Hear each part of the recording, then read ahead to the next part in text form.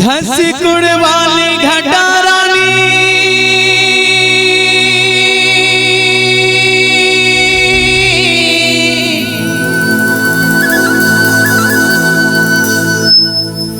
मोर बना दे काज वो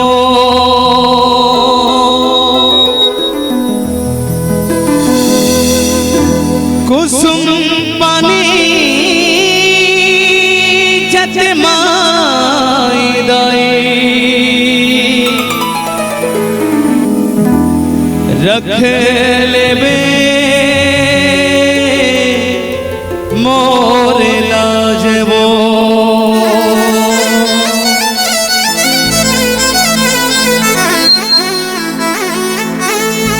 रख ले बे मोरे लाज दाई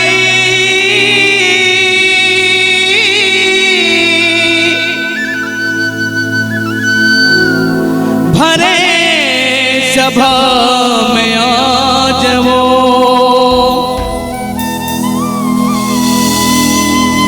राग रागनी देवे माता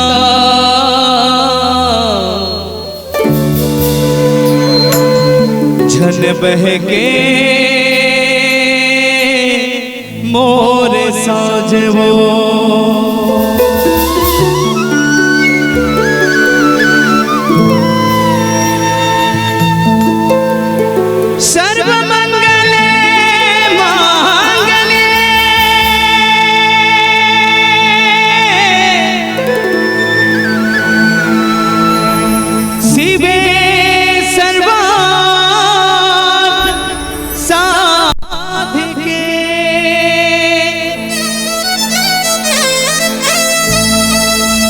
शरणे त्र्यंबिके गौरी नारायणी नमोस्तुते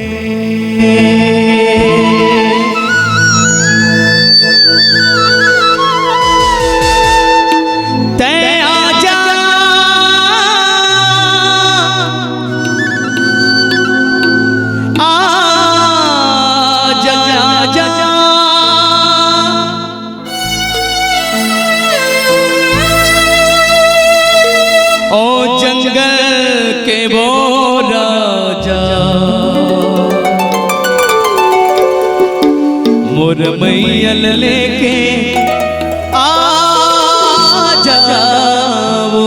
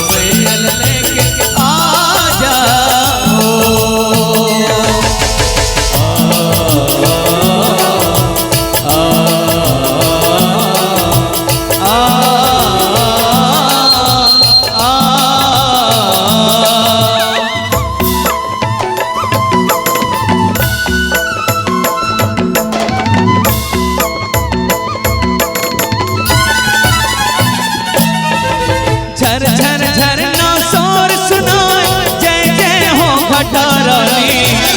ऊंच पहाड़ी मोहनी मूर्तियां हवे गजब कहानी।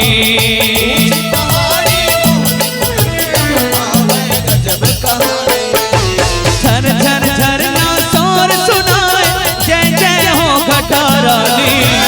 ऊंच पहाड़ी मोहनी मूर्तियां हवे गजब कहानी।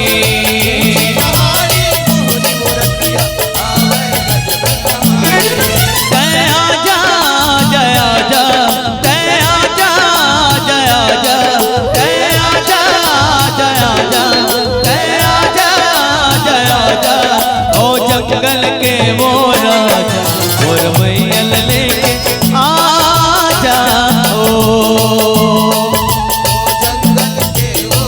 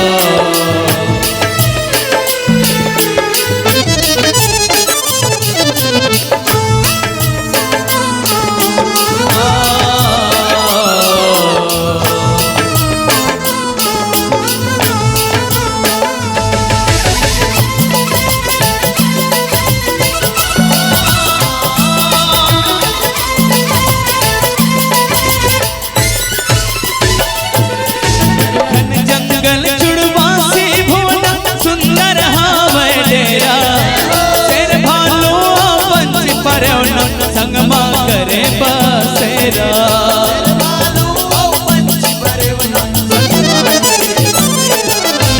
घन जंगल जुड़वासी भुवन सुंदर हवै डेरा।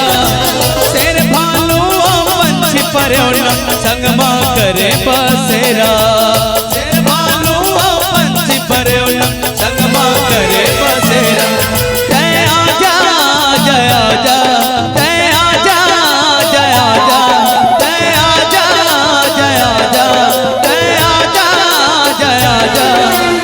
जंगल के वो राजा और मैयल लेके आजा ओ।